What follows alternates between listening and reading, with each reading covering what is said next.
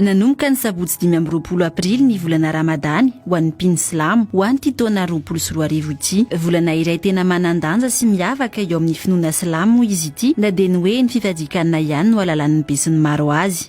Fa maninona moa izay ataontsika volana masina satria io no volana iray manontolo midina ny boky masina Al-Qur'an al-Karim. Misy zany karazana fanompo-pivavahana izay atao ao anatin'ny volana Ramadany ary zany fanompo-pivavahana zany tsy ho hitanao amin'ireo volana sasany ireo ary volana natokana ho fanitsiana tanteraka ny zanak'olombelona tsy hakanafaka izany volana Ramadany zany.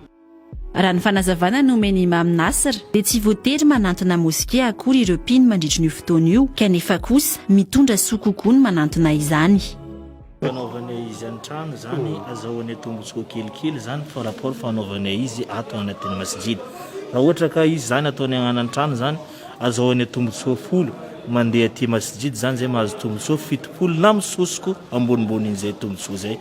Zany zao mahatonga ny mpino silamo rehetra dia midodododo mandeha mivavaka aty agnatin'ny masjid na maskriny na moské. Efa nanantona ny prefektora n'Antananarivo renivohitra ireo tompon'andraikitra ny moské nangataka fahazon-dalana ahafahana misokatra kanefa raha ny fanazavana dia mbola tsy nahazo izany izy ireo.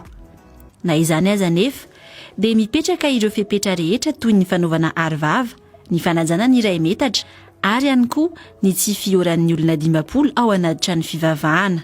Tany amin'ny prefektura nangataka an'izay autorisation zay. Dia rehefa tonga tany moa zahay fa hoe tsy mbola misy autorisation makasika ny moské tao fa hoe ho an'ny finoana kristianina. Dia hoe mila manantona ny prefektura mivantana zany zahay.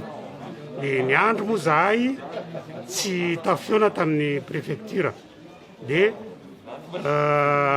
na dia misy ara zay tsy fionana zay fa narahanay foana ny fepetra izay tokony mifanaraka amin'le lamina napetraka ny fitondram-panjakana. Mampatsiahy hatrany moa ny préfet n'Antananarivo renivohitra ny général Angelo Ravelonarivo fa mila alalana manokana ny fisokafan'ny toeram-pivavahana ary ny antony izany dia ho fiarovana hatrany amin'ny fianaky ny valanaretina coronavirus. Tsy maintsy atao ilay izy satria ny tena tanjona anie dia hoe mba ho fantatra daholo ireo olona nivavaka.